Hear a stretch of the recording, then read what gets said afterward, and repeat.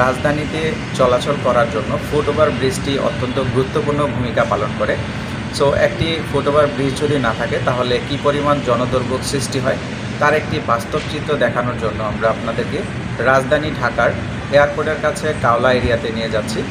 একটি ওভারব্রিজ ছিল, এই ওভারব্রিজটি থাকার কারণে আমরা খুব সহজেই এখান থেকে ওই পার যেতে পারতাম, উত্তরার দিকে যখন যাওয়া লাগতো। আর যখন আমরা বনানী গুলশানের দিকে যাইতাম তখন এখান থেকে আমরা এই দিকে উঠতে পারতাম।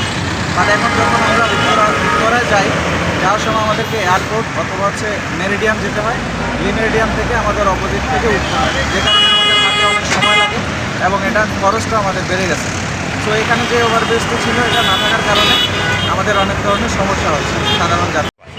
আগে যাত্রী এদিক দিয়ে আইতো যাইতো, এখন যাত্রী আসে খালি যায় না ওই ব্রিজটা ভাঙার কারণে।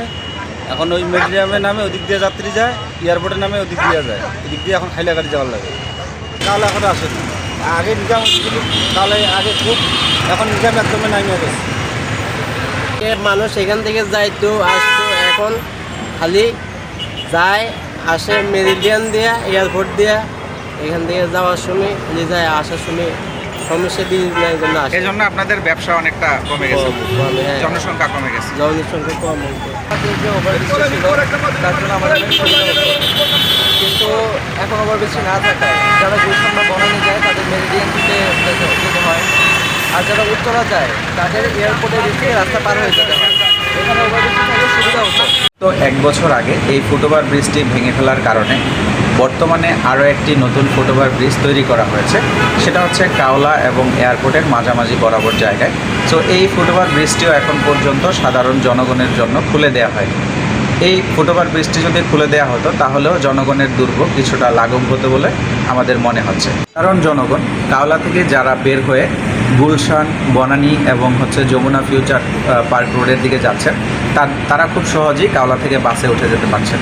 কিন্তু কাওলা থেকে যারা উত্তরা, গাজীপুর, আশুলিয়ার দিকে যাবেন তাদেরকে এই রাস্তাটি বিকল্প হিসেবে মেরিডিয়ানের রাস্তাতে যেতে হচ্ছে, খিলক্ষেতের অথবা এয়ারপোর্টে যেতে হচ্ছে, যে দেন তাদেরকে রাস্তা পারাপার হয়ে দেন উত্তরার বাসে উঠতে হচ্ছে।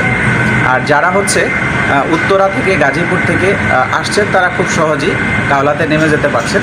কিন্তু যারা গুলশান, বনানী এবং যমুনা ফিউচার পার্ক এরিয়া থেকে কাওলার দিকে আসবেন তাদেরকে মেরিডিয়ান নামতে হচ্ছে অথবা এয়ারপোর্ট নেমে দেন তাদেরকে ফুটওভার ব্রিজ ব্যবহার করে রাস্তার অপোজিটে যেয়ে কাওলা যেতে হচ্ছে।